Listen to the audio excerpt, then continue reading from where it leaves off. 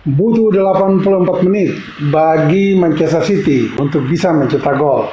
Tetapi hebatnya hanya dalam 8 menit mereka bisa 2 kali membobolkan gawang tuan rumah Everton untuk meraih kemenangan penting.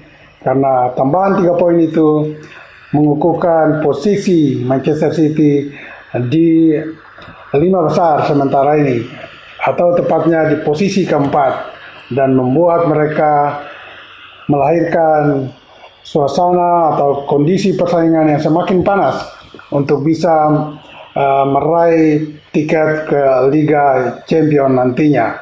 Semua rekan sahabat Rai Soccer TV selalu dan terus bersama Bung Yes, dan jangan lupa like, comment, share, and subscribe.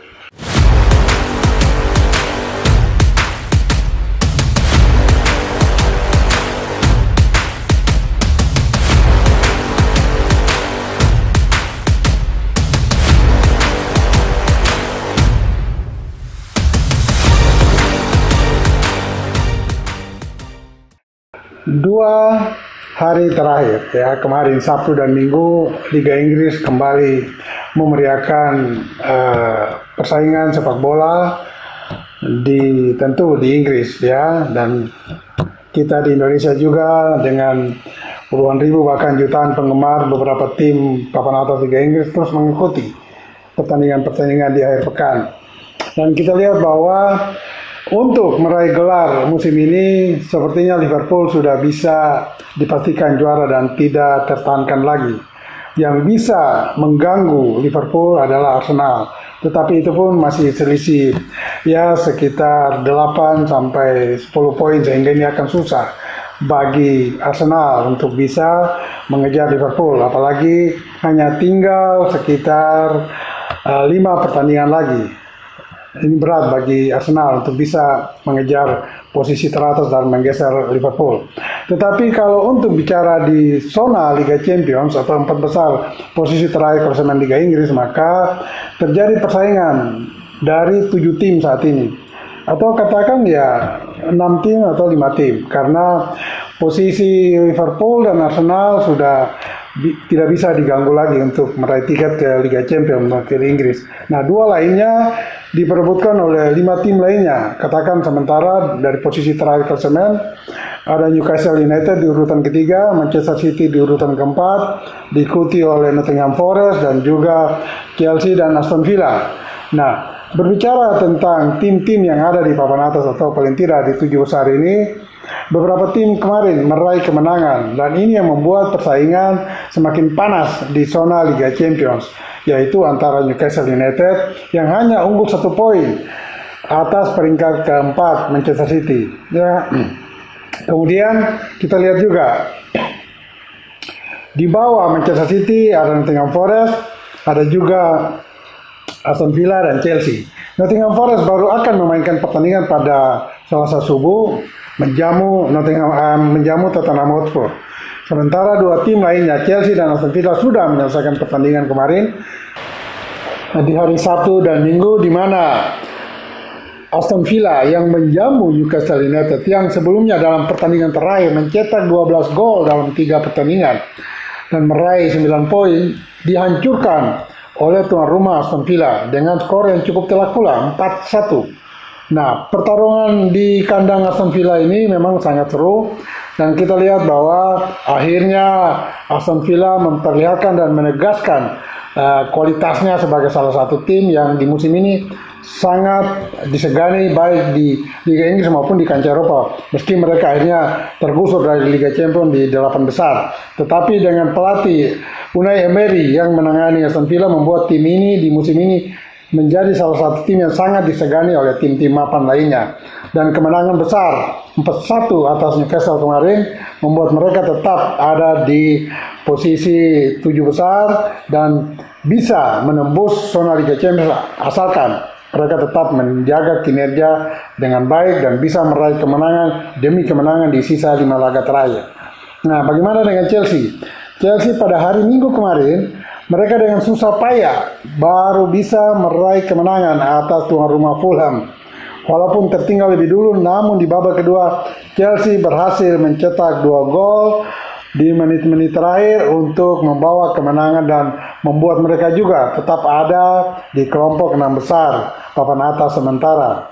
Sementara kalau kita berbicara menganalisis tentang Manchester City, maka ini pertarungan yang juga sangat menegangkan di hari Sabtu lalu, ya, karena mereka datang ke kandang tuan rumah Everton, tim yang semakin solid permainannya atau pertahanannya di bawah pelatih David Moyes.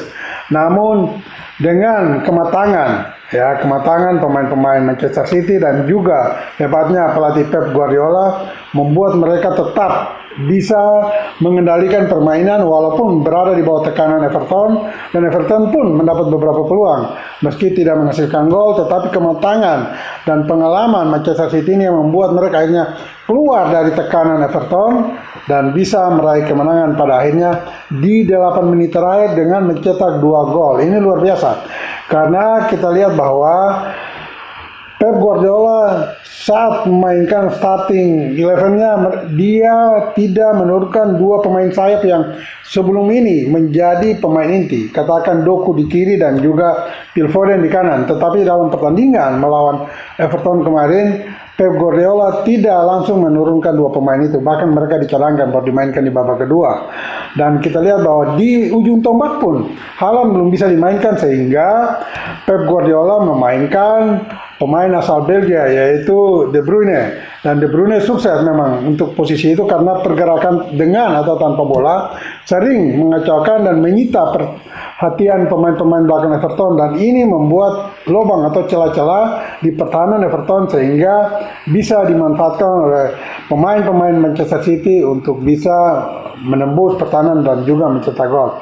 Dan kita lihat bahwa di menit ke 84 MCT akhirnya mencetak gol melalui rally, dan kemudian dilengkapi di injury time menit 92 oleh Kovacevic sehingga mengokohkan kemenangan Manchester City atas Everton, dan hasil ini membuat mereka menembus posisi keempat yang tadinya ada di posisi kelima dengan selisih 1 poin dari posisi ketiga Newcastle United.